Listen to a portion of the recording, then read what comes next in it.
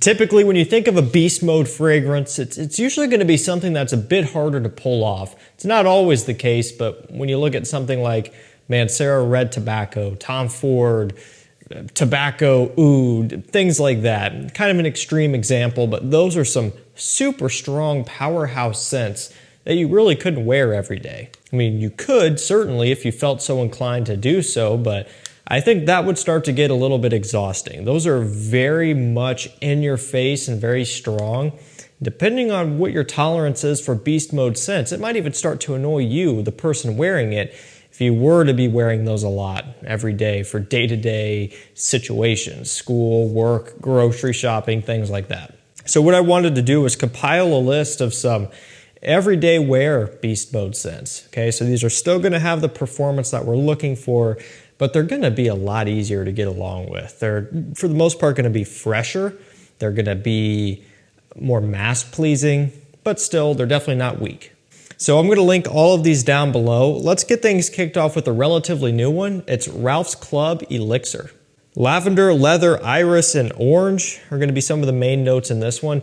It's great. And, you know, when I first got it in, I liked it quite a bit. And really the progression so far has been, I keep liking them more and more as far as when they put out a new release. So for example, when the original Eau de Parfum came out, I liked that one okay. I thought it was pretty good.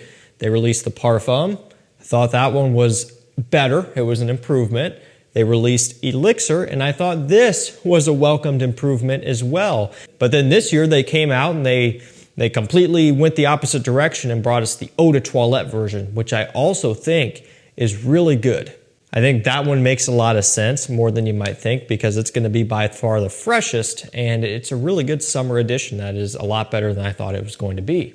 But when we're talking about beast mode and still having something that's wearable, the Elixir version is going to be my pick. And really, if I had to choose my favorite within the line, I think it would be the Elixir. And if I were to tell you, you know, if you only wanted to get one Ralph's Club, what would it be? I would say it would be the Elixir. I think this is by far the best one right now. It's been working its way onto discounters, which means the price is coming down. So you're not paying an outrageous Elixir price for this one. You know, it's starting to work its way online under $100. And I like the iris, I like the leather. It's going to be a much stronger, sweeter, and richer take on the original. You're still getting some of the lavender in there and some of the aromatics that is kind of standard throughout the line, but it's just less at the forefront. For what it's worth, I think this is a really solid release. Definitely something with good performance with a ton of versatility. Next up, we have Versace Eros Eau de Parfum. Big fan of this one. Really big fan of the Parfum. Love Flame. Love the Eau de Toilette. I like them all, okay? And it's one of those things where a lot of the times I would point you in the direction of the Parfum, okay? And that's still one way that you can go. But also, the Eau de Parfum is going to get the job done more than good enough too. And so really what you're looking at here is just essentially bringing back the performance of the Eau de Toilette, which over the years has been lessened to some extent. And the Parfum does the same thing, and perhaps maybe even a little bit better. But again, there's also kind of a trade-off in terms of how far you want to take it. And I think the Eau de Parfum does serve as a nice middle ground. It's going to be a little bit more affordable as well. It's going to be about in line with Flame in terms of the price point. You know, you're still getting that mint, vanilla, tonka combination. It smells like Eros, right? And at the end of the day, this is a scent that just works anywhere, all the time. And typically you're going to be seeing these more for fall and winter use. And that's kind of when I would more or less suggest them. So the way you can look at these is this one's going to be great for pretty much any situation in the cooler times of the year. So there's going to be for most people, a pretty decent stretch of time where it's going to be cold outside. You could use this one. As far as Ralph's Club Elixir, that one's kind of going to be more like use your discretion. If it's a summer day, but it's cooler outside, or it's the evening, or you're going to be inside all day, that one will work great too. So depending on how you play your cards, you could really work a lot of these in a lot of the time of the year. Let's move over to Davidoff Cool Water Parfum. You know, I think these days anything is better than the original. I just don't think that one has a whole lot of value to it anymore. Now, it's a $20 scent, and Not like you're going to be expecting magic niche quality out of something that costs that little. But when you have access to all of these flankers, like this one, grapefruit and sage, cool water wave, and there's a few more as well, I just think those make more sense. Same thing with Versace Eros, right? I would recommend pretty much any of the other flankers besides the EDT. I just don't think that one is really worth buying anymore. So Cool Water Parfum really doesn't smell much like the original at all. So it doesn't have any of that green Irish tweed type of smell. Instead, it has just some nice marine notes and some citrus and fruit off the opening. Kind of like an orange sweet opening, getting into the marine notes and just kind of a musky ambroxan undertone. Ultimately, it has great performance coming in at a parfum, and it's going to be not cheap, but not crazy expensive either, more or less in the middle, but it's going to give you what we're looking for, something you could wear every day, and in this case, pretty much any time of year, but have good performance. So let's go for a new release up next, another one that's already working its way on discounters. That's one thing I've said before, you know, everything is getting so expensive, but it's almost like new releases are hitting discounters quicker than they used to, and that's a good thing. It's the new Invictus Parfum. This one has marine notes, soap, and musk in here, which is, you know, there's tons of soapy fragrances out there, but when they just list off soap, hey, that's pretty cool.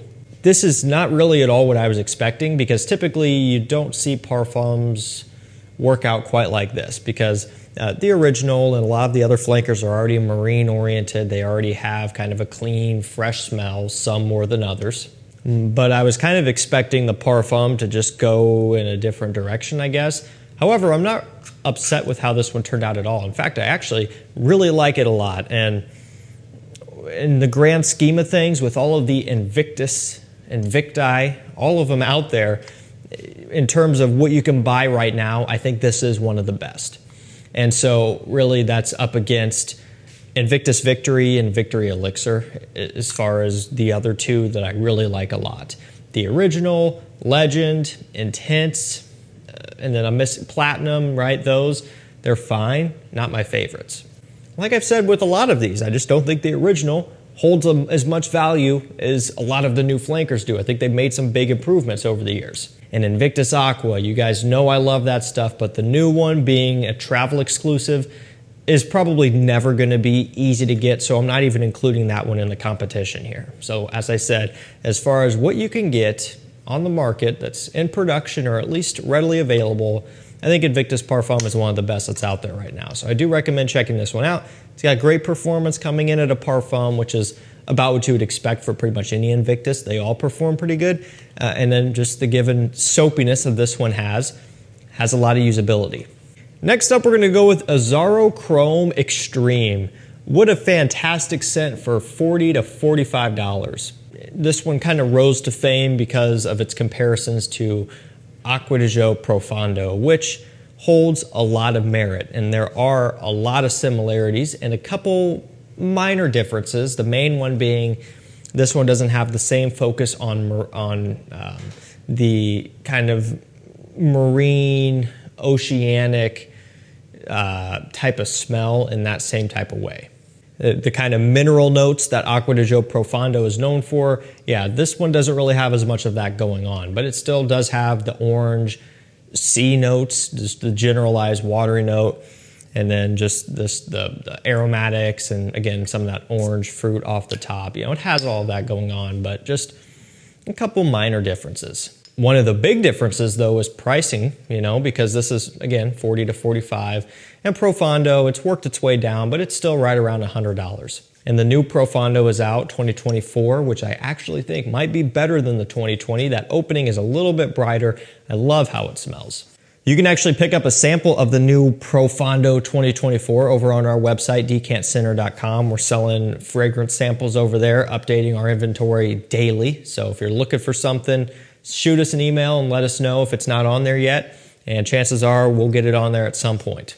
You know, fragrances are not getting any cheaper, and that's just one thing you can't argue with. That's one thing we can all agree on, no matter what we, you know, can disagree on as far as the fragrances that we like, which is highly subjective. I mean, we can all agree that nothing's getting cheaper here. So if you want to see what all the hype is about for all these popular designer and niche fragrances, you want to try before you buy, before you make that big commitment, go check out our website. We've got stuff adding daily, 5% code running all the time, free shipping over 49, free samples in every order.